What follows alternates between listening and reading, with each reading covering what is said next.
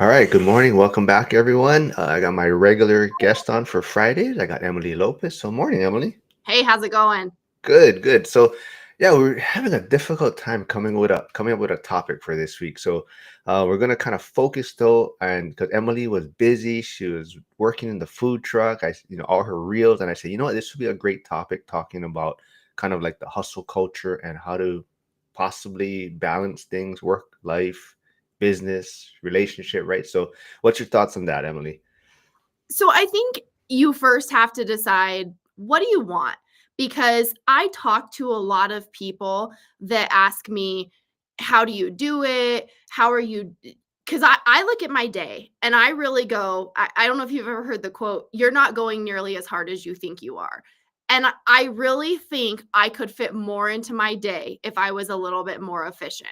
And so people are always like, I don't know how you do it. Because so we have a real estate brokerage, we have a food truck, we have rental properties, we're flipping houses, we're just involved in a lot of stuff. And I feel like I really could squeeze probably like 2 to 3 more efficiency hours out of my day because I'm not very organized, and my husband kind of gives me a hard time about this sometimes because he used to be an officer in the army. So he is very organized. Every once in a while he'll help me with something because from the beginning he said, I don't want to be involved in the investing. And every once in a while, he'll help me with something that I need an extra set of hands or it's too heavy. And he always comments on how inefficiently I work.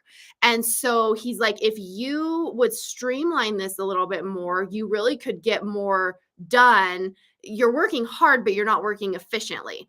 And he's right. He 100% is, but I'm not. I was the kid in elementary school that all the teachers tried to put on Ritalin and my parents would not medicate me. My mom put me on a treadmill actually.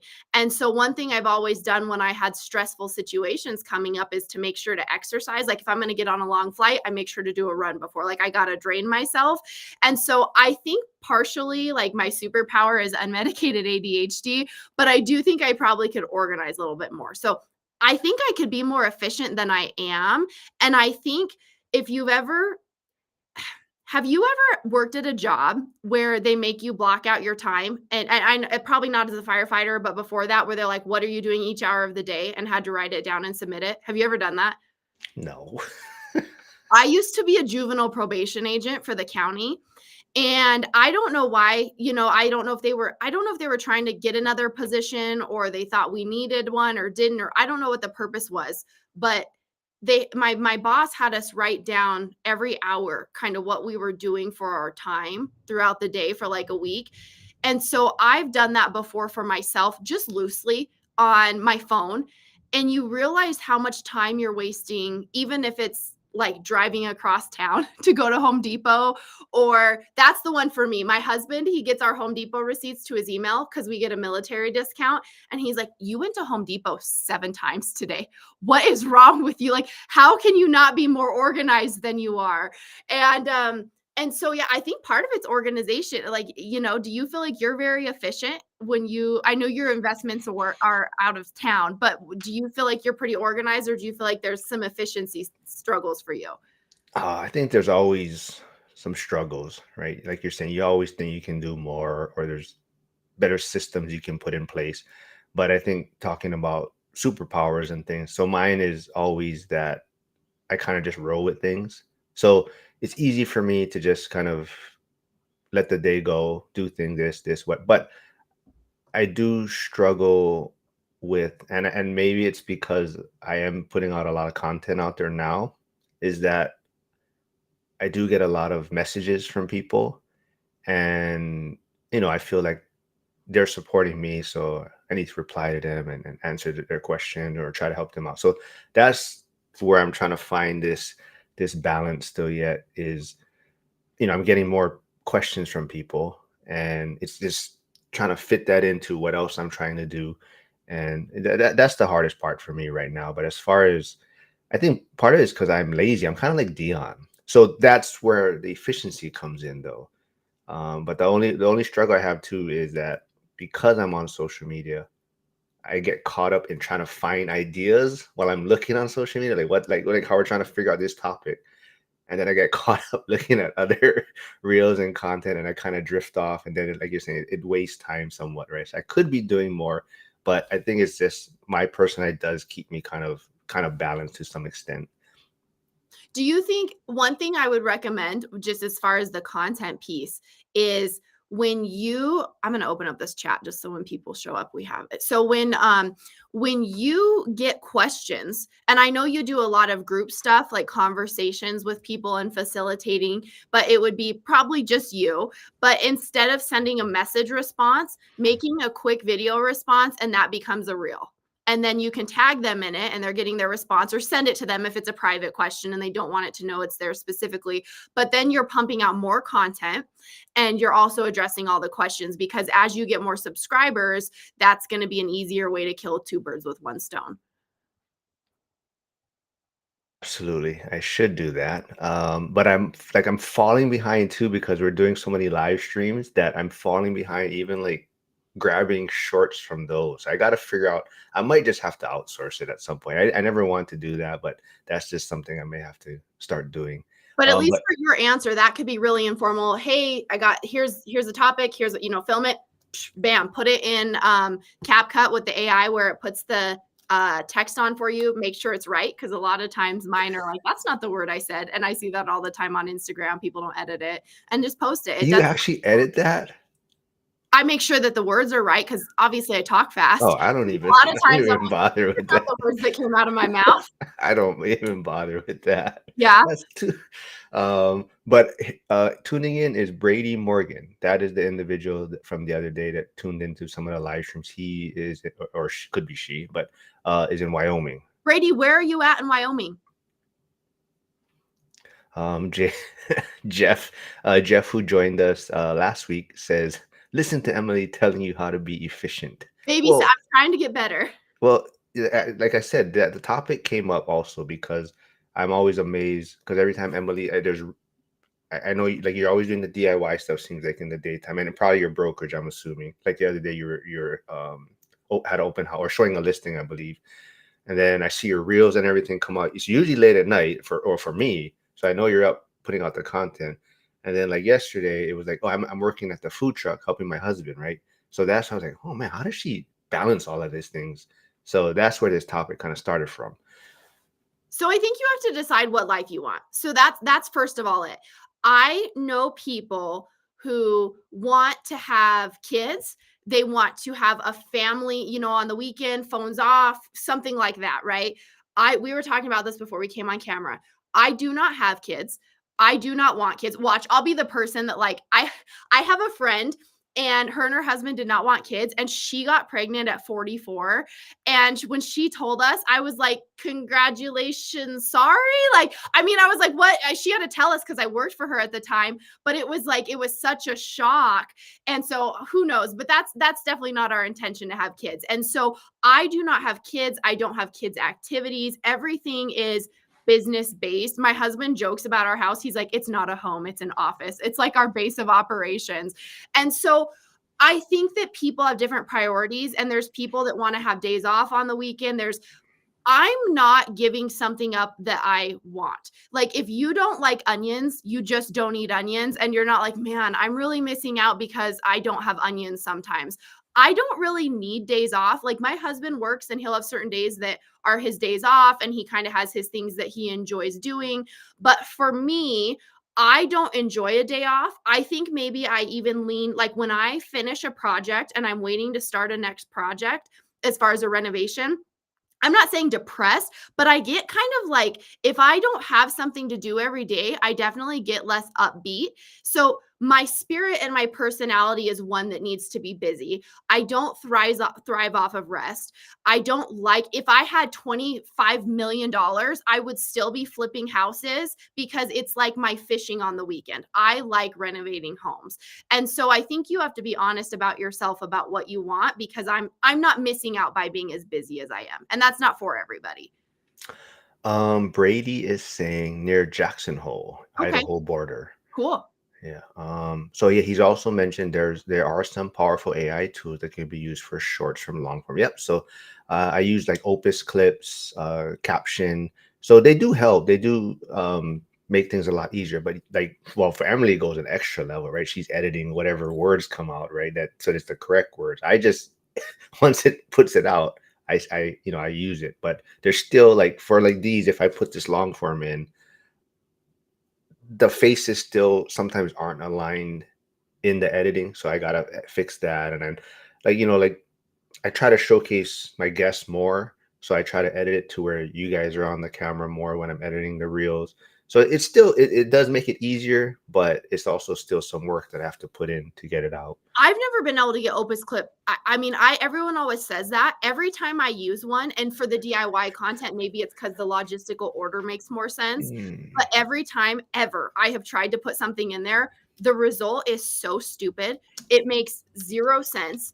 It's not in an order that you could follow. Like I can't use any. I have never gotten something out of Opus Clip that I could use. I'm edit every single one of my shorts. I edit in CapCut or in Premiere myself because I've never had success with Opus Clip. really? Yeah, it's always something real stupid. Anything I've done with AI, which I'm not very techy, so I know Opus isn't that way, but with AI, I might not be. I don't have the skills to prompt it properly, but I have never got something out of there that is not just absolute a jumbled mess. Well, I'm not sure if you want to answer this or dig into it, but you can pass on it if you want. But Flavio is asking, wait, why not kids? Sure. So I feel like everything that I do. Like, I see a lot of people that have kids because I feel like people think you're supposed to get married. You're supposed to then in a couple of years have kids. Like they just kind of do it because it's the steps that they feel like they're supposed to take. I have a couple friends that have kids that are and I like kids. Like I enjoy we have really good friends kids who are like they call us Aunt Emily and Uncle Dallas. We're family and I love them and I love kids, but I feel like kids is a huge responsibility and I feel like a lot of people have kids and they don't cherish how serious that is. And they do not seriously understand the responsibility in forming the mind of a child and loving them and caring for them and how very much important that is. The way you speak to your child is going to be their inner voice for the rest of their life. And you are forming a human being that could help or hurt the world. And so for me, because I am so busy and because I put so much time into everything I do feel like if we had kids, we would be excellent parents, but I do not feel that I want to make the sacrifices of all the other things I'm doing in my life that are necessary to be the quality and caliber of parent that I think is absolutely your responsibility to be if you choose to have a child. And I just think it's such a serious responsibility. I also think I have a friend, well, I know a lot of people, but like my real estate mentor and his wife, they were not able to have kids. They really wanted to and they tried to. They're in their 60s and 70s now and they couldn't. They tried everything and they couldn't have kids. And the amount of people that they have helped in their life, they have like 500 kids instead of having 2 kids. And I tell them this all the time. If you had 1 or 2 kids, you would have changed the world for those 1 or 2 kids. But because you were not able to, which was sad for them, they've given away scholarships, they've given away money, they've paid for coats, they've helped with school, they've helped with for so many people over the years because they were both teachers and so they had so much interaction and communication with young people. And so it's like they were able to help so many people. And so because I'm not worrying about saving money for a college fund, I'm not worrying about saving money for braces. I am able to buy a bed for the kid that I know doesn't have a bed in town. I'm able to pay for baseball fees for this kid. I'm able to, we can help so many people and we do because we're not worrying about, 1 or 2 kids. So it's not a maternal pull I've ever felt. I've never wanted a biological child.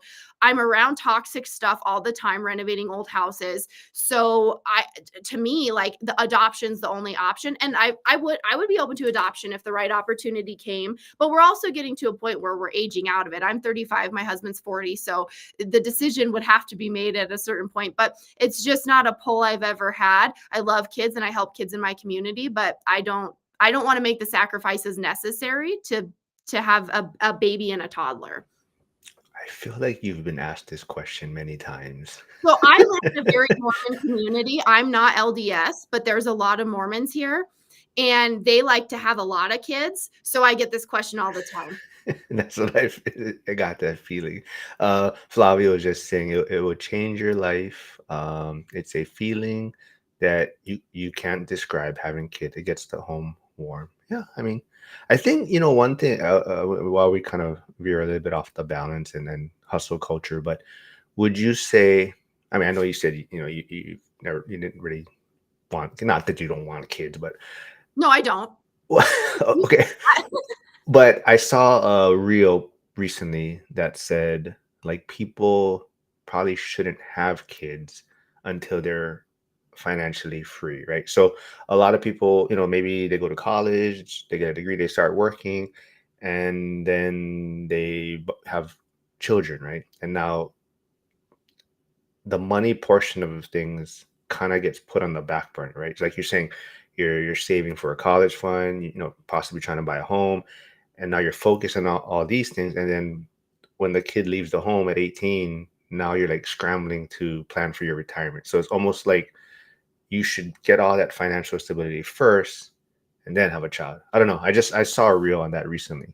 You're never gonna feel right, though. I do agree with that. So I have so many feelings about this, and I'm not a parent, so take it with a grain of salt. And it's not necessarily fair for me to have an opinion, but I do see a lot. Actually, lately, I've seen a lot of articles where people talk about how many children right now, adult children, are supplementing caring for their adult parents. And so, do the parents put everything into getting their parents or their kids raised and helping them, and then it cycles back? I would never want to be a financial burden to my child. I would not want, but I'm reading articles where kids are talking about paying their parents' mortgages. And it's, some of them can, some of them are struggling, and they're having problems in their relationship because they're helping their parent, and so they're struggling themselves because they're supplementing their parents. So then that cycle is just going to continue on because they can't get their money right. So then when they're, it's just going to be a domino versus leaving wealth and leaving something to your kid. You were burdened by helping your parents financially, and then vice versa. So I'm seeing a lot of articles and, like the Dear Abby type things on Yahoo. Who's going to hold the flashlight? Yeah, so hold on. I gotta I have a headlamp. hold. No, so Chris Webb is saying, though, if you don't want children, that's okay. It's not a requirement for women to want children. And Chris Wissing, who this, he's in California. He's very, very busy. But we're always messaging each other back and forth. But anyway, I'll put his channel in the chat soon. But he says having kids is great. Who else is going to hold the flashlight? Marc lives too far away. He's a bitch. So he's this tall bodybuilder dude.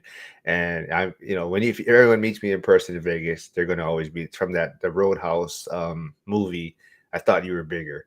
Everyone's gonna that's the quote I kind of get all the time. So, but that's the joke that he would use me to get into crawl spaces and hold the flashlight and things like that.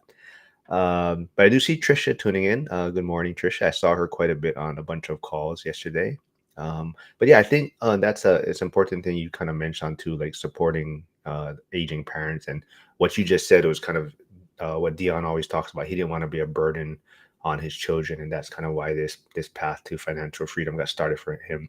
And I think the other thing too, and that's also why for me, it's setting up a foundation so that my son hopefully has the opportunity to start a family, if that's his choice, but to start a family earlier in his life, because the resources that I'm giving him gives him this foundation to start on, to where the spouse could stay home, stay at home parent and Mhm. things like that, right? So that he's financially set before he even has a family. So that's kind of where my plan is, trying to set this foundation and blueprint for himself. um And when I was young, that was because we talked about it. Wait, you are still young. Well, so me and my husband have been together, we've been married for almost 13 years. We've been together longer than that. And so when we first got together, it was maybe we will, maybe we won't. We're not, neither of us were really tied to it either way. But a lot of the decision for not wanting to do it young, like, because a lot of people in my community have kids very young. Again, there's a lot of LDS people where I live, so people are getting married and having kids right away. And for me, a lot of it was I was not going to have kids until I was in a good financial position, and because I think the stress on relationships and the stress on families a lot of times is financial. And if you're really struggling and then you add something expensive, or God forbid you have a kid with medical needs and that's expensive, that was why I very much didn't have kids young, is because we were not financially in a comfortable position. I did put Chris Wissing's YouTube channel in the chat, so go please subscribe there. I think our plan or our goal is we want to get him to 100 after the one rental at a time event. That's kind of the goal. Hey, I see Lynn tuning in. But hold on, there's some questions here, or not questions, but oh, Chris Webb, who is in Virginia, but he is actually moving to. Oh, I don't know. Am I supposed to say? I'll just say it. He's moving to Idaho in January. He's taking a position at the university. But he says, "Are we ever financially free enough for children? Economics is about satisfying wants, not needs. Who knows a parent who satisfied all the children's wants?" Well, and I do agree. You're never going to feel, I mean, even if we had wanted to and leaned that way, anybody I know is, you're never ready for kids. You're never going to feel ready for kids. But I do think there's a point where it's an irresponsible decision if you're doing it intentionally. I think there's a point where, you see people who, that neither of them have jobs. They have nowhere to live. Like, and they live in their car and then they get pregnant and they're, like, I just saw, not to be mean, I saw a post on Facebook, because we have some of our help pages, and I think every community has those help me page where, like, you give away free stuff, and some of them are legit and some of them are the same repeat people. And I saw one a couple nights ago that said, I'm pregnant, anything helps, thanks. Like, do you need somewhere to live? Do you need supplies? Do you need money? Do you need, like, I don't even know, like, if we give you something, is it even what you're going to need? Or, so that's a whole different conversation. But there's a point where you really should not be trying to have a child. I used to be a juvenile probation agent, and I had a young couple who got pregnant, 15 years old. It was on purpose because teen mom's cool now.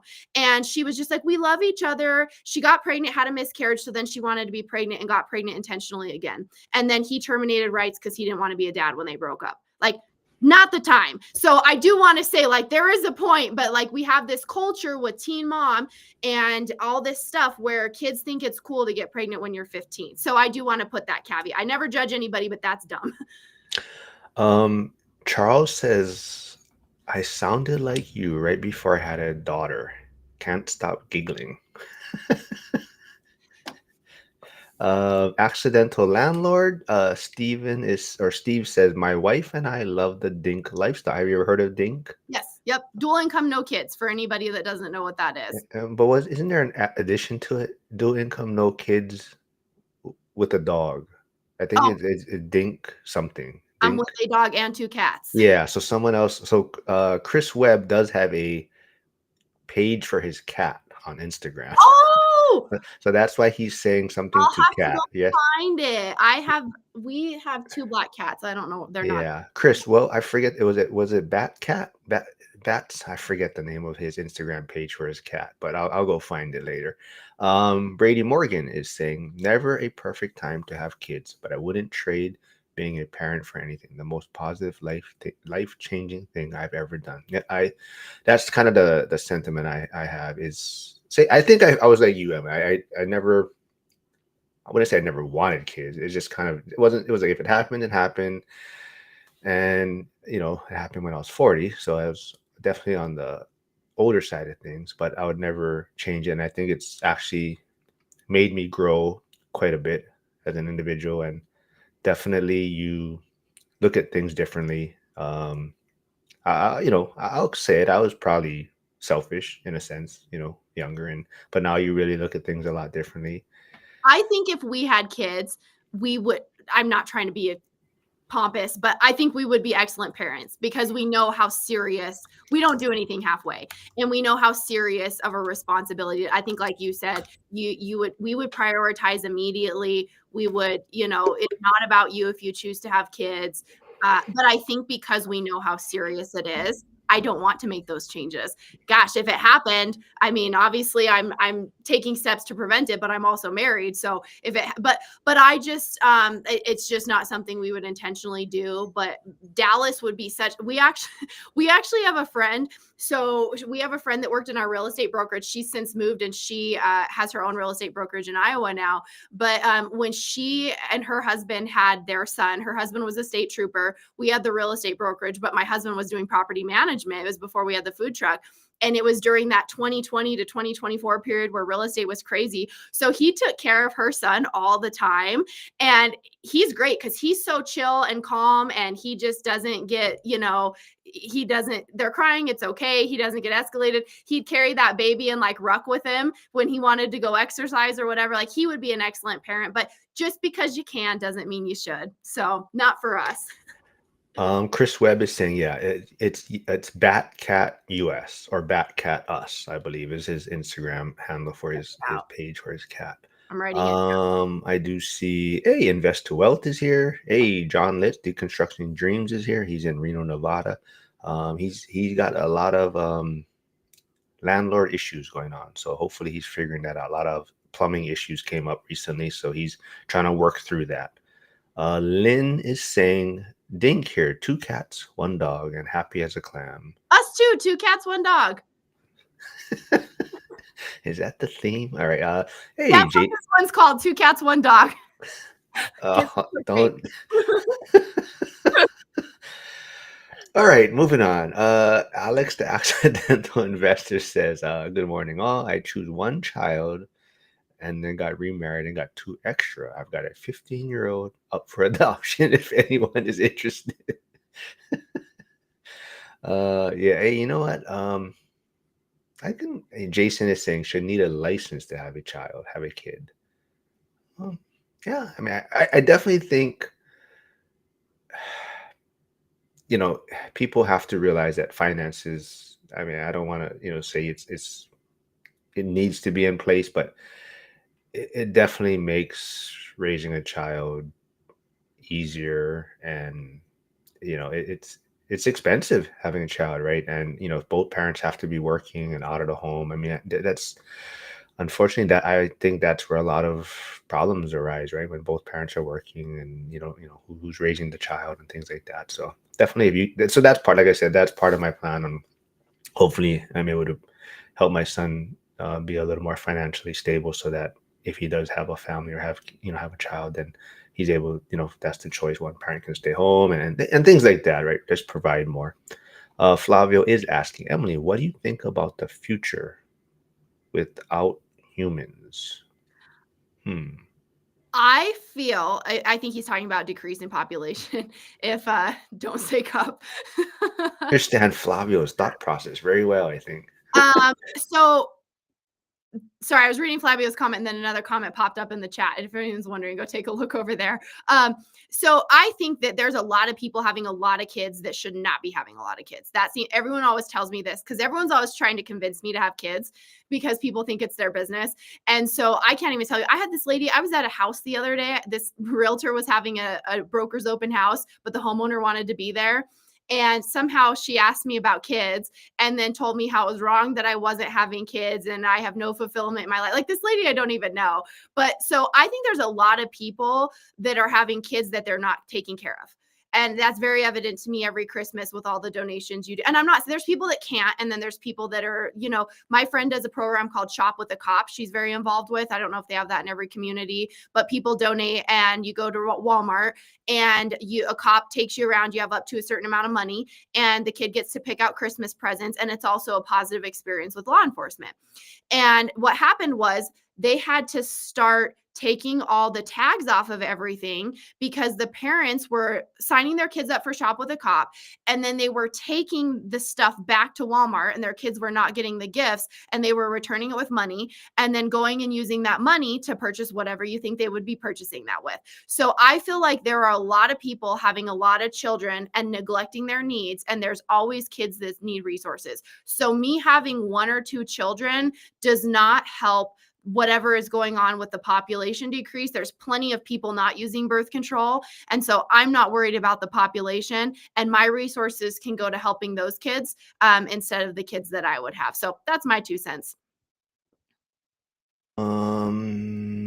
So so Lynn is saying some of us grow without kids, and Lynn would probably struggle having kids because then she'd have to go to Costco, and she Oh, hates to yeah, go to. I have to buy a bowl. Janelle, who's in California, Janelle's in school also. She says, I have 4 kids, 3 of them within a matter of 16 months. Oh, I'm definitely losing my mind, but wouldn't change it for the world. Hmm. Janelle, any tips on staying balanced, I guess? I'm not sure if you have any. Chris Webb is saying Balance. it. So that's okay. There's going to be phases of your life where you are just surviving. Oh, absolutely. That's what I used to always tell people to even jumping into real estate. It's kind of like becoming a parent. Before you know the child's on the way, and you start reading all these parenting books and how to raise a child, how to be prepared for it. And once the baby comes, it's like everything's out the window. It's just survival. Like as long as as long as this kid survives, I've done my job. And that's kind of how it is. I feel like real estate. Everyone's reading all these books and following all these podcasts and trying to get all this information. But at some point, you just got to jump in, and it's just surviving, right? It's just figuring it out along the way. And that's kind of how I relate real estate and having a child. Chris Webb is saying it is It's the U.S. cat page. It's .us. Like Yeah. it's the cat. Batman has, I guess the cat's name is Batman. Batman has lived in Florida, Texas, Virginia, and is moving to Idaho. Brady is saying 3 cats, 1 dog here. Getting more dog once I get my 100 acres. Okay. We John Deconstructing Dreams says cats drool and dogs rule. Me and my husband were talking about this. I think a lot of people that don't like cats have not had a cat or have not had a cool cat, because our cats are so social and they just want to be with you. I think people have maybe had a cat that hides and doesn't come out. Our cats follow us all around the house. They sit on our legs on the couch at the end of the night. They come up and roll around like by the computer. When we're on our treadmill, we have one cat we call Coach, because she'll get on the top of the treadmill and she'll just stand there, and she loves hanging out. So I think maybe if you feel that way about cats, you either haven't had one or you haven't had a cool one, because our cats are so cool. And he doesn't wear Crocs. So something is wrong with John. He doesn't like Crocs and he doesn't like cats. So, but Well, that's my bad. wait a minute. Crocs is amazing. All right, I might have to start screening these people that come on my channel. If they don't like Crocs, they can't Well, come. listen, if you want to wear a sandal and you don't want to wear a flip flop, I get that you live in a different climate than I do. Um, I would probably rather wear a Croc because I'm a sock person. I always wear socks, and so I can wear a sock with a Croc. We're Okay, not going. that is not allowed. But a flip flop, I'm not a flip flop person in any way. So I get if you're trying to wear some chonglas and you don't want to wear a flip flop. Okay, do not wear socks with your Crocs. That's all I know. Listen, if you're wearing Crocs, don't even try to give style advice. Anyways, all right. So yeah, back to well, I never thought I'd like cats either. I never until we got cats, and yeah, maybe my cats are just. I love my. I mean, I don't have. They're at the mom's with the mom's place now, but when I had them, yeah, they would sleep on my chest at night. The cats would come by. And when So they purr and they're so soft, oh, they're such angels. all right. Yes, the accidental landlord said, "Don't say cup." Um, hey, I Heidi. was laughing earlier when I was reading Flavio's comment about population. I saw that comment. All night hider. Oh wait, are you heading back from Gary, or you're going? No, you must be heading back from Gary, Indiana. Then he said today's win. We made it through TSA with no incidents. Nice. Jeff, who was on the live with us last week, said we sacrificed and made that decision for wife to stay at home. Yeah. I think for me, part of it too is I don't want to stay home, but I think a parent should stay home. Well, okay, I'm not, again, not telling everybody what they should do and not judging if you do something else. And some people have family support too. But again, I used to work in social work. And so I saw the abuses that happen at daycare or leaving your kid in another home, or you think there's a babysitter. But guess what? The uncle's living in the basement. And guess what the uncle is? A predator. And so I do feel like people that have to find daycare. It's really scary. And so I do not want to be a stay-at-home parent. I would want, if someone stayed home, my husband to be the stay-at-home parent. And I don't know that he wants to either, you know? So yeah, I think it's smart and it's a sacrifice, but I don't want to do it. Hyder says we had an abandoned cat at our fiplex. He was so hungry when I gave him food. Someone's going over there today to get him. He's a super cool kitty. Could be Willow's brother. So Oh, yeah. cat distribution system. He's yours now. John, like I said, John Litz is a lot of stuff going on his rental or his project right now. But he says multitasking like crazy this morning. Two parts run, cooking breakfast, listening to my people, and doing bookkeeping this morning. Workers showing up in an hour. Yeah, so he had a sewer line issue. The mini excavator couldn't fit. He said. So I think yeah, so I think he's gonna do has to be like a hand job digging or something. Yes, I was trying to figure out another way to say it, but I couldn't. You're real out of that island, boy. Well, I couldn't quickly think of another way to say it, but Has to be done by hand. hand dig, yeah, but done by hand, yes. Jack, see, oh, now I lost my train of thought. Uh, oh wait, hold on. Hyder is saying, "Oh wow, Emily's story of charity fraud is terrible." Okay, yeah.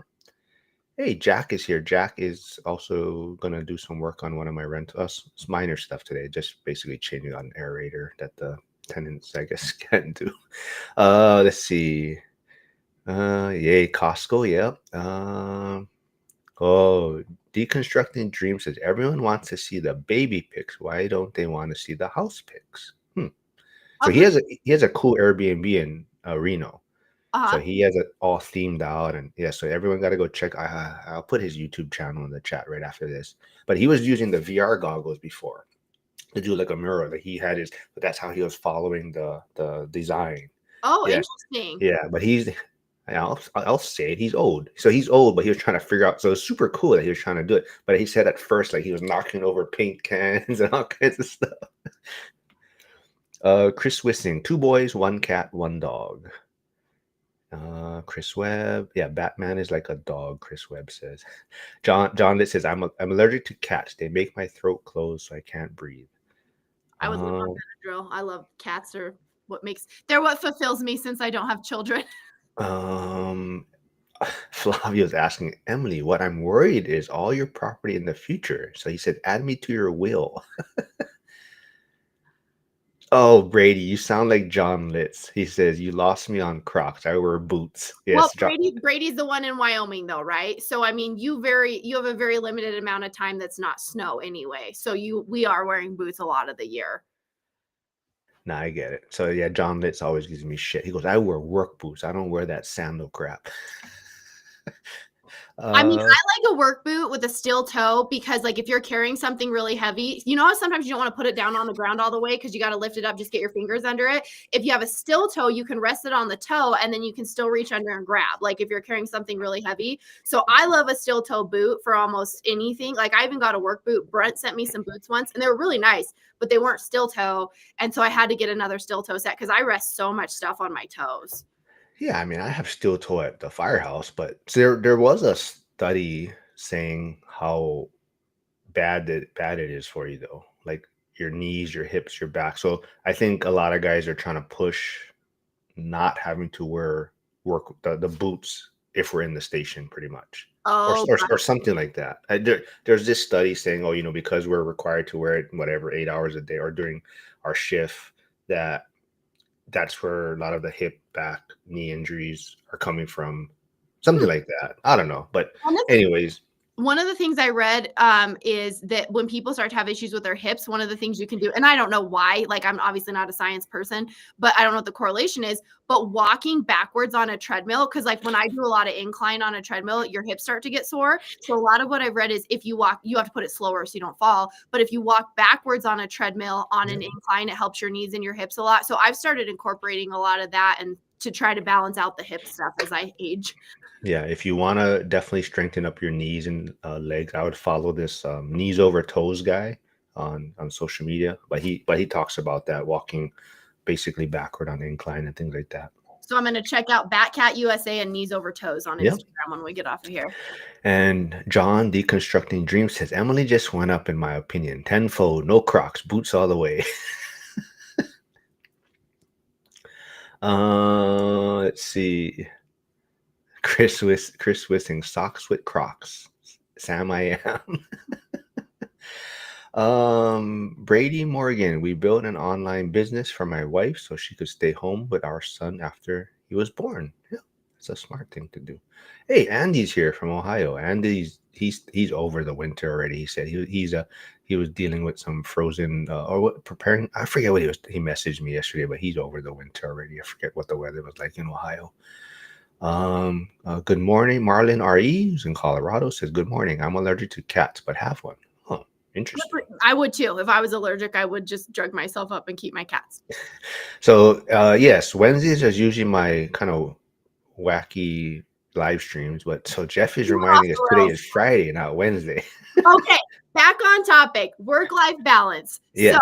all right. So first you got to figure out what you want because not everybody wants the same things. I have friends who have their jobs and they want to have weekends off for family and family time. I think it's being intentional about what you want for your life. And so the point I was making when we started is I have been very intentional. I don't necessarily need work-life balance, but I'm not sacrificing something because that's not what I want. I will crash out like maybe every couple months. I'll tell my husband, I need to just take like half a day and not do anything, but I don't even want a whole day. I want like an afternoon, you know? But I have friends who have kids and they don't want to be doing something all weekend that's not a kid activity. So I think the first step is like pick what you want. Like what life do you want to live? And you got to start there. Before we move on though, I just want to so Brady, I don't know if you want to connect with Emily or how can she reach out to you or you reach out to Emily. But I know you're in Wyoming also, but I We're think pretty far apart. Like oh okay. Wyoming is big. So Wyoming is really spread out. It's just, there's the small population, but like it takes hours to drive from place to place. But just find me on Instagram, Brady, if you want. My Instagram is at emily.a.lopez. And then we can message on there and I'll follow you if you find me on there. Let's see. Okay here. How's this one? Do you think work-life balance is even real, or is it just about choosing what to neglect less often? Yeah. I think it's choosing what to neglect less often because you have to make choices. And like for instance, people always talk about in real estate work-life balance. And I truly feel like as a real estate agent, I can either be an excellent real estate agent and not have work-life balance, or you kind of have honestly a shitty agent. And like I had a client who wanted to put an offer in on a house this weekend. It was Sunday, and the lender has their cell phone number on everything. So I called the lender and I'm like, well, if they don't work weekends, because I'm not really familiar with this one, they won't answer. She answered and then told me, I don't work weekends. I'm not willing to help you. We'll do it tomorrow. And like, you potentially are missing out on a proper, like, don't put your cell phone on all your work stuff if you don't work weekends. I feel like the one thing I will want to eliminate is also own my brokerage, but being an active real estate agent. If you're not going to answer your phone for your clients to be able to have their house shown on weekends, you're not doing a good job. And so I eventually will still be an investor, but not be a real estate agent. But like, I think there's certain jobs that if you're not willing to answer your phone on the weekends, you shouldn't be in those jobs. And so, yeah, I think it's priorities. There's agents that don't, they only put their office number on, they don't put their cell phone number on, and they're doing their seller clients an enormous disservice. That might have been operable, 20, 30 years ago, but now you can't not answer your phone and do a good job. So maybe that's not the job for you if you want to have weekends off. So Brady Morgan doesn't really have any other social media. He says he does. That's his YouTube channel, though. That's his email is in there, I believe he said, Okay. or his contact info. Okay. And Hyder did put his channel in the chat, so everyone go please subscribe over there. And Brady's been tuning in a lot recently, so hopefully he's getting a lot of good information, and maybe we'll get him on the show at some point. If he's willing to go off topic a lot and kind of talk about random stuff. But yeah, I definitely think, I don't know if neglect is the right word, but I think like for myself, that's kind of, people always wondering why I get up so early or they message me and they're like, why are you up at this time? So, or even my live streams, why they're so early. But a lot of it is that's how I'm not neglecting my son, I guess, in a sense, right? So he has his things after school, flag football or taekwondo and things like that we have to do. So this is my opportunity to get my work done, my live streams done. So if people know that I don't usually live stream, that very rare that I'll do it later in the day. And it's just because I have other stuff to do. So usually this is the time that works best. If I do have him, he's sleeping right now, right? So I just try to navigate it that way. So I think within the day, I guess I'm balanced for the overall day, but it may not seem like it if you're, like you're doing all these things, but it's just finding the time to kind of incorporate things into my schedule. But you're making an intentional decision, and most people would not want to get up as early, so you're making that choice and that sacrifice that a lot of people wouldn't to fit it all in.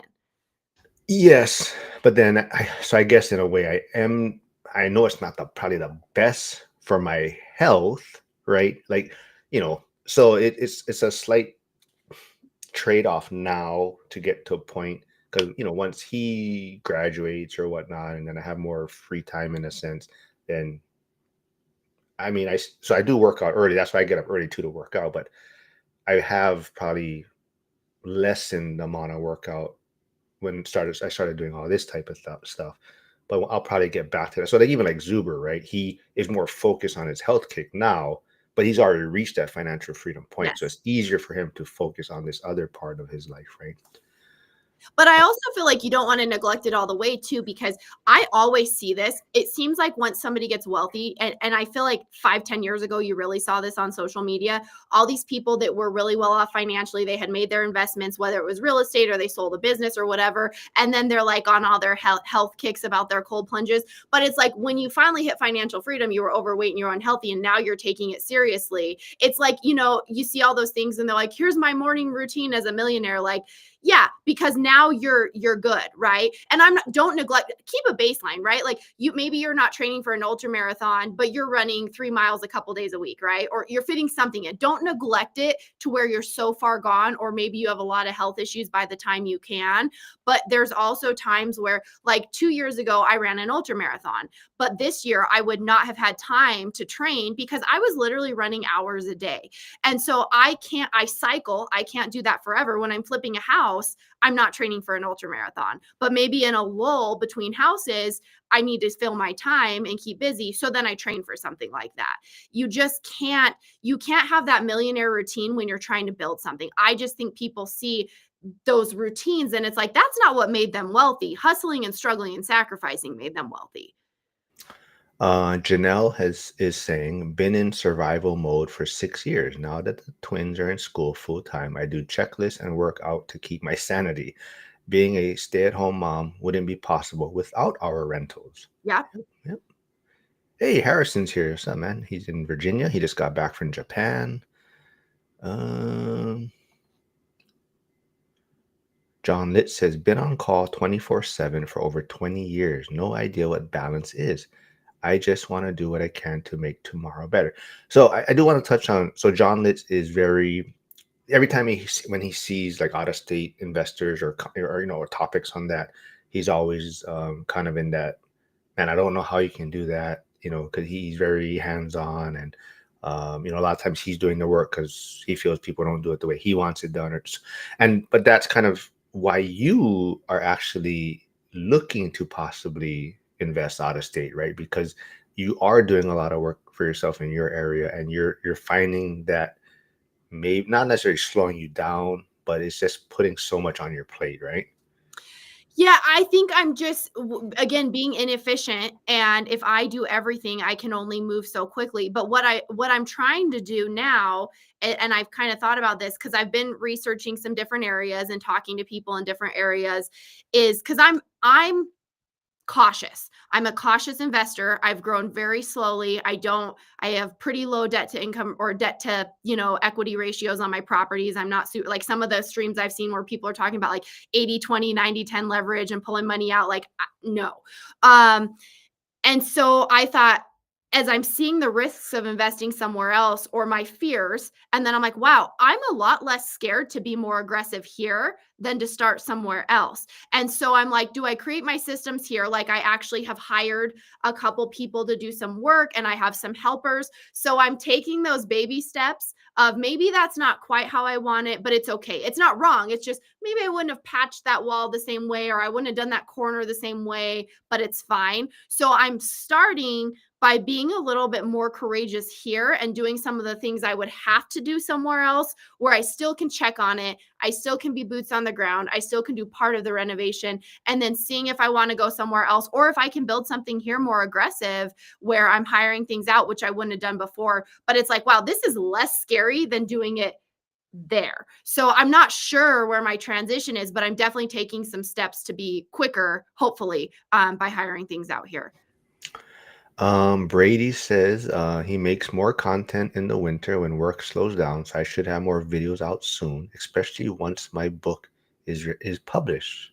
So he's writing a book, takes up much free time lately. So yeah, once you get that out there, let us know. Come back, put a link there, and we'll check it out. What is the book about? Yeah, exactly. What is the book going to be, or the main focus of the book? If you can put that in the chat.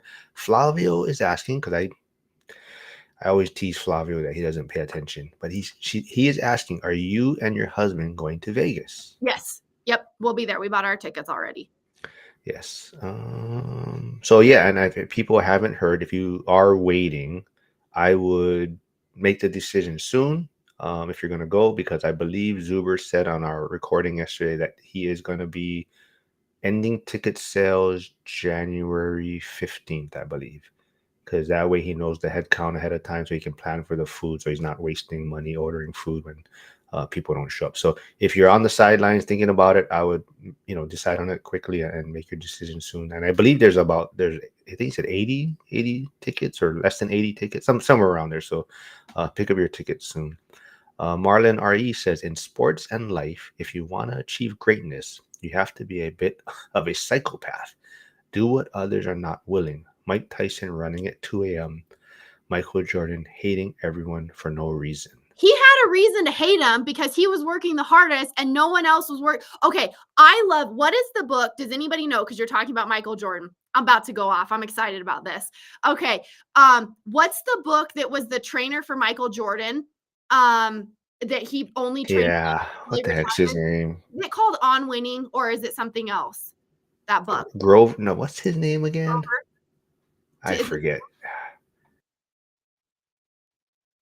I To think don't. of it, I said hand job. I can't even think of, like, what I the have hell all is it? my internets turned off everywhere so I don't mess up my stream. Let me see if I can find Michael Jordan trainer book. I think it's Grover? called Why am I saying On Grover? Relentless. Because this Tim Grover Tim, was see, I was right. I knew part of it. called Relentless. I think this was the book. And Kobe Bryant wrote the foreword. Okay, when I read this book, I my whole life have had people tell me, what is wrong with you? Like, whether it's my friends, when I was in grad school, I was getting my master's degree in history. I was a teacher's assistant. So I was getting a stipend for being a teacher's assistant. We taught like the lower level history classes.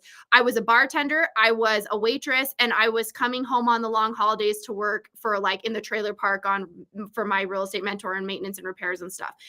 And there were all these people in my grad program making horrible financial decisions. They were like, I remember one guy telling me that he got a student loan so he could buy a new iPhone. Like, he took out a higher level student loan. And then, like, one guy, after he got his master's degree, signed up for classes and like at an associate's level, just extra classes so he could get more student loans, and then dropped the classes, but you had to sign up to get the pull on the student loans. And I was talking to them about the interest on student loans and how irresponsible all this was.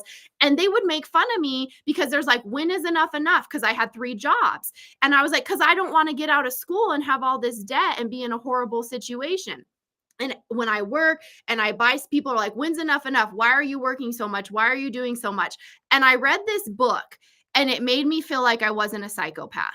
And it made me feel like, oh, there's people that are like me who just want to work and stay busy and literally just love the game for the game, because I'll still be doing the same thing even when I have as much money as I'll ever need. This is not, it's not going to stop. I like, it's like you guys were talking, it's not, real estate is an ends to a means to an end. You don't love real estate. I love this shit. Like I will still be doing this even when I don't have to. And so this book made me feel like there's people like me. Like finally, like I don't know. That book changed my life because it made me feel like something wasn't wrong with me. No. Well, I mean, I agree. I think it's the struggle though is I mean, you probably look at Jordan, even Kobe, right? When they probably look back on it. I mean, I'm just assuming, they kind of talk where they probably would do things a little bit differently because you kind of have to realize that maybe you are an outlier, like you're unique, right? In your, like I never liked Kobe actually when he was playing, but when he left the game, that was more when I started to be like, okay, I understand why he was like that now on the court. But I think if he was to look back, like, like how they talk about, like, right, if him and Shaq were able to get along, they probably would have won way more championships, right? But it's because of their differences in personalities and Kobe's work ethic is what strained that relationship. And as great as they made Kobe was, it possibly prevented him from getting multiple championships more, right? So it's kind of like you also have to realize that maybe you are like a unicorn, right? And not everyone is going to be like you. And especially in a team sport, team setting, right? You have to realize that and taking it to like you're saying, Jordan hating everyone around them or things like that, right? It makes it difficult for others to also want to be on that same path, I guess, on that same team in a sense, right? So so like we're talking about balance, right? It's still trying to navigate that figuring like who's in that circle with you, right? And it's easy to say when you step out of it and you look back later on in life, right? But at that time, I think that's the hard part. Even like how we're trying to figure out work-life balance and things to figure out what's going to work for us. But I think it's just knowing yourself and being introspective. Because for me, what I loved about, because one thing I love is the quote, and I have to remember, don't expect you from other people. And so me and my husband talk about this a lot when I do try to hire someone or I do try to find somebody to partner with.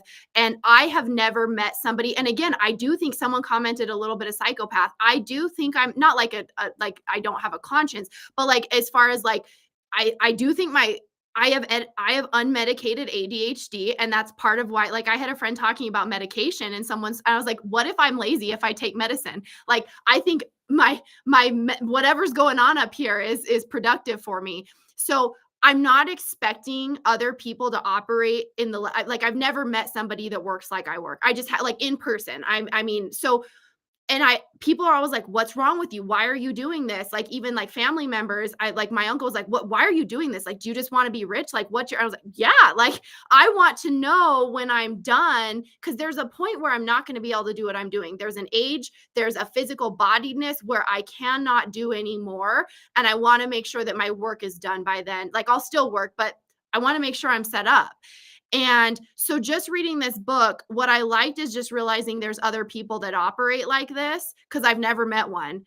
And it made me feel not so alone because it's never like, oh, good job. It's always, what's wrong with you? Why are you doing this? What is wrong with you? I have people ask me that all the time. And so I don't expect it of other people, but it was just nice to be like, okay, I'm not maybe like, because I didn't do team sports, I was a gymnast. And so it was just nice to realize there's people that are operating in the same way, and it's just kind of he characterized the personality types and just made me feel like there's other people that are the same. So that so my son's mom, so that's why I feel like she struggles with a lot of things in because you said so gymnast typically, more individual type of stuff, even for herself, gymnastics, cheerleading, um, speech therapy, right? You're kind of your own person in a sense, right? So you're not really working as much as a team. So I think that's why she has a lot of struggles with certain things, is because she doesn't play well with others, I like to say. And that's the struggle. And like you're saying though, you have to know yourself, right? So you have to know if you're like that, then yeah, you might be doing more work, right? You might be doing work because you want it done yourself, and things like that. So I think it always comes down to understanding who you are. And I always talk about it too. That's why sometimes I struggle when people are getting into real estate and they're not pulling the trigger on something, because like I tell people, I'm an outlier. Like it's like I'm just gonna do it, and we'll figure it out. And like we joked about before. Like, did you at the end of the day, are you gonna unalive? Are you gonna be unalive yourself, right? Are you gonna what's the worst thing that can happen, right? In a sense, so it's like we'll figure it out, and that's to the point. And I think if you don't, and that's why I struggle sometimes with people reaching out to me, and I'm just saying, why are you just not buying this? Like this, it looks good enough. Just do it. You'll figure it out and you'll be okay. But then they start analyzing all these type of things about the deal, right? Or they're making all the wrong decisions. I think the point of this is like when, especially that book, when you're talking about somebody, the best player on the team is doing the most work, and then they're looking at the people that are bringing the group down, and because it matters because it's a team sport, and they're not pulling their weight. So you work in an office or you have a job, and you're the best coder or programmer or whatever, and you're researching and educating yourself to be better, and then the people you work with who aren't pulling their weight anyway aren't even trying to get better, and that's where they're frustrated. And so, like, I think the thing with real estate is, you have all these people, or any entrepreneurial, any business, people want to get into business and they'll be like, oh, I really want to, make my life better. But then, like, they're going on 5 vacations a year, or they're buying new trucks and cars all the time. So, like, everything that would prevent them from being able to start investing in real estate, they're doing it. So, like, we have all these people that want to change or they say they want to change their lives, but they won't make the sacrifices necessary to do that, and then they're constantly just around but making bad decisions. It's like, ultimately they have to make the decisions to get themselves where they want to be. Um, Sorry, where did it go? Brady was saying, what was his book about? Shoots, where did it go? Oh yeah, I want to see that. It is about, oh, okay, so it's about real estate strategy for retirement that doesn't require dozens and dozens of units. No one else talks about it, so I figured I'd share by writing about it. Okay, Cool. well, I don't know if it's going to be the same, but I'm just going to say this though. So we do have like Dion, Coach Carson, the financial freedom for the lazy person. Coach Carson, just kind of part of Zuber's community, the small and mighty. But I think Brady, to that point, it would probably be along that same mindset where it's not this mainstream, like you need hundreds and hundreds of units or doors to retire, right? So Dion is his kind of message is he wants the least amount of units, but the right amount of cash flow, right? So that's kind of Dion's message out there. And Coach Carson is definitely that small and mighty, kind of time freedom is what he's seeking for. Um, let's see what else I wanted. Uh, I like that too, because I feel, as you're scrolling through comments, I feel like there's, now that real estate's popular, I feel like in the last handful of years, there's all these people online that are just, it's like this pissing match of door count, right? But then they're not really actually making that much money. They just have a lot of properties. And if you bought less property, like if you had your number of this is what I want a month, and you get to that, and then you start maybe flipping to pay those off, but just keep those, or get a second job to pay those off faster, I think you'd be much more ahead than maybe somebody that had a ton of properties but had a lot of debt on them, or a ton of properties that had partners.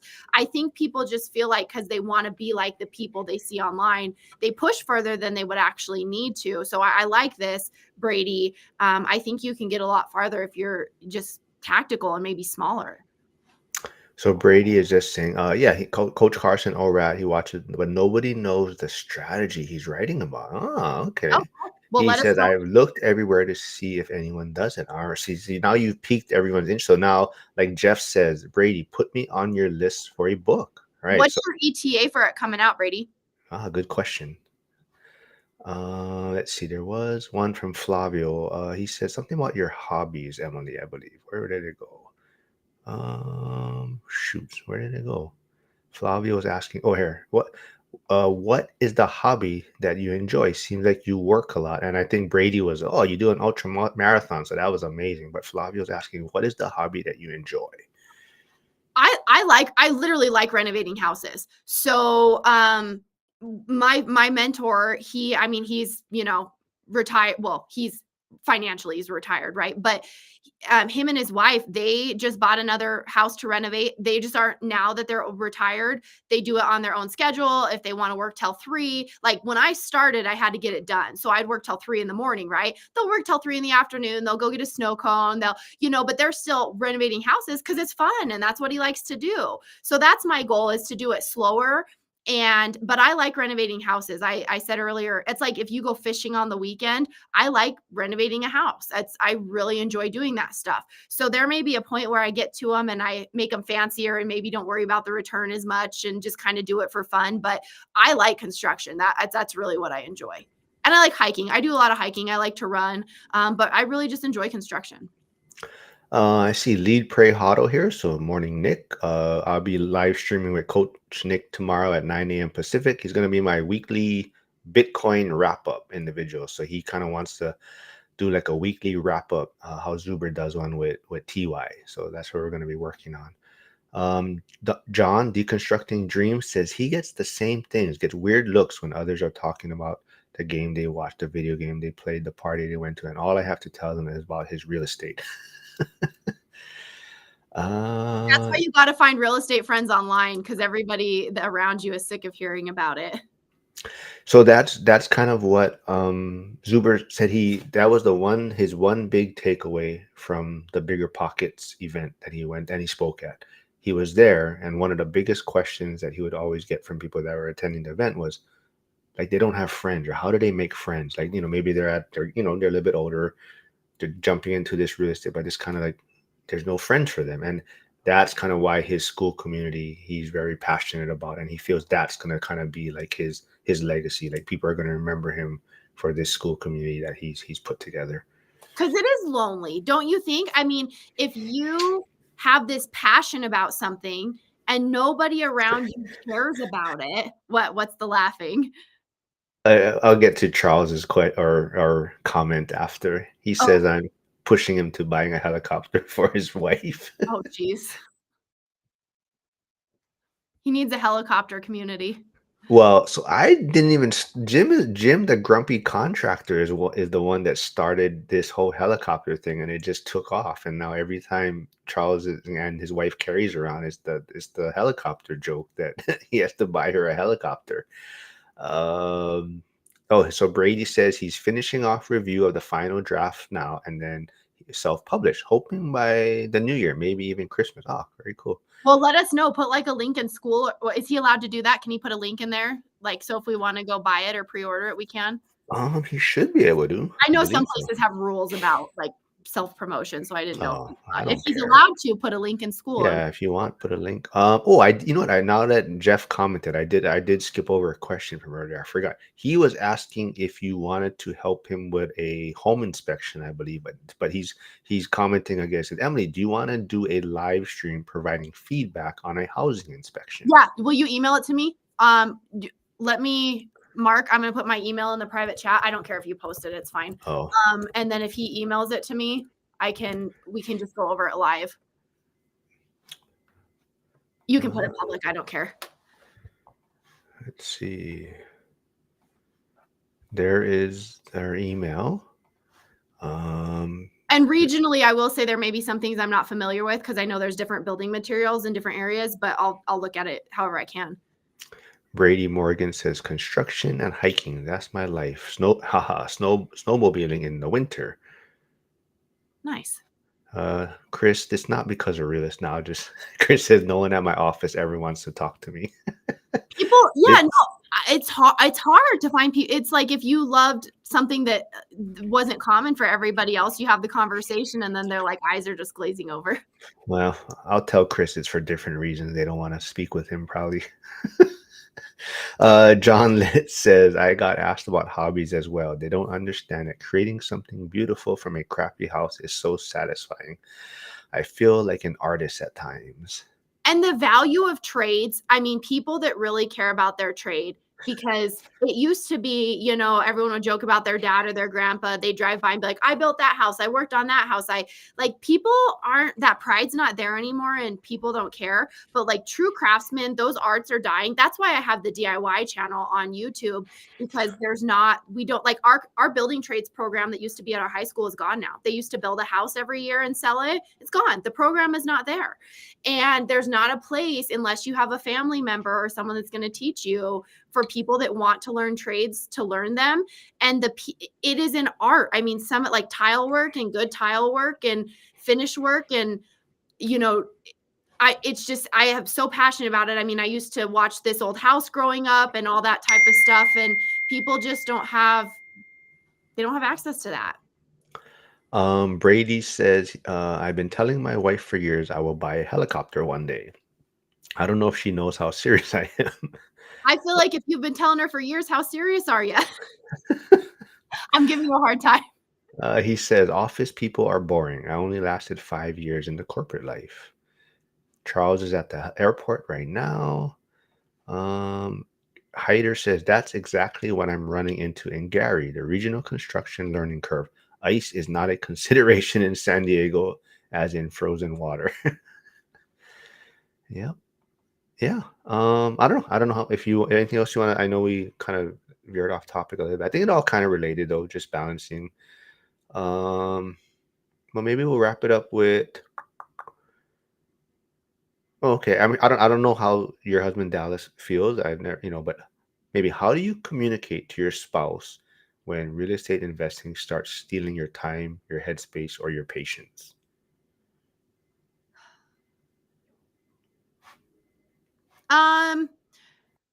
So did we freeze? Oh, it got quiet for a second. So Oh I heard no. no sound. And so I was like, oh, I thought my computer froze.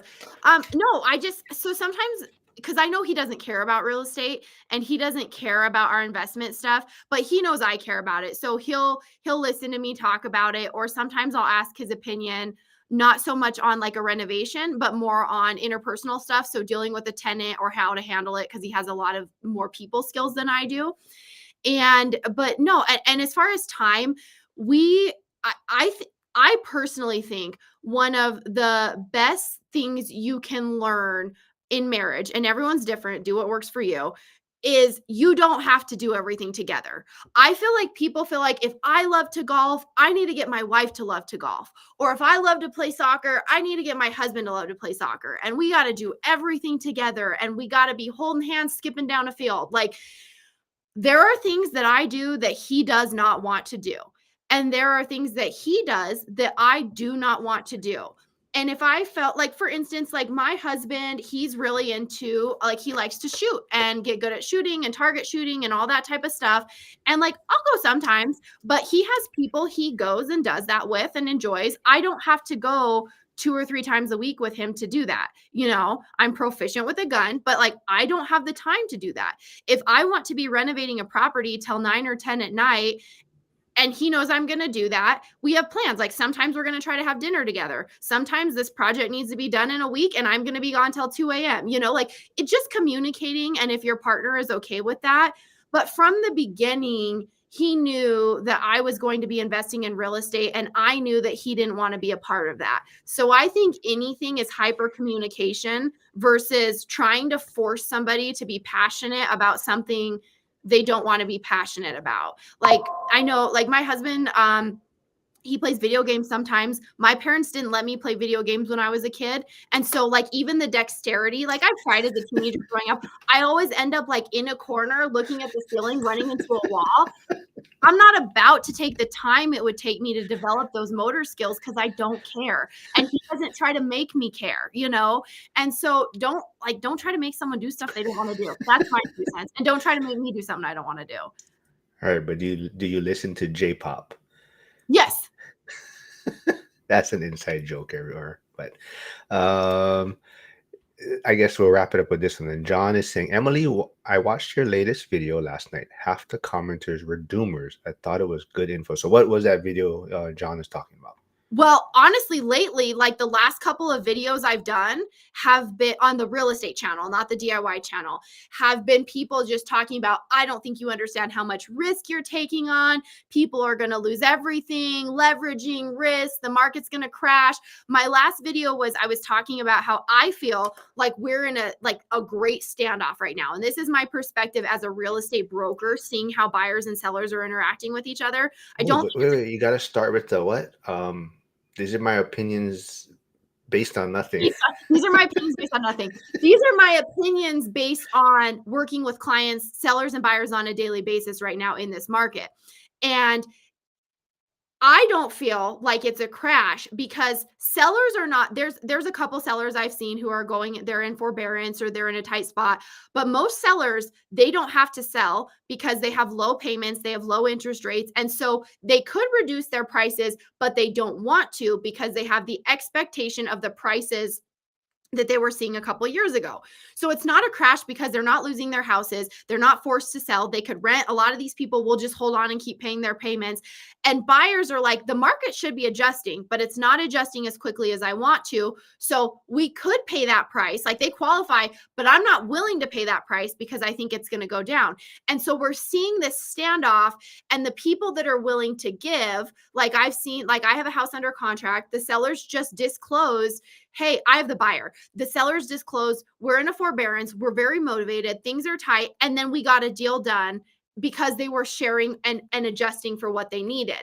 And people are like, no, it's a crash, the market's going down. So people are just fear mongering right now. And I think it creates a great opportunity for investors who want to keep being active that aren't going to live in fear, because the comments I'm getting are like hate and fear.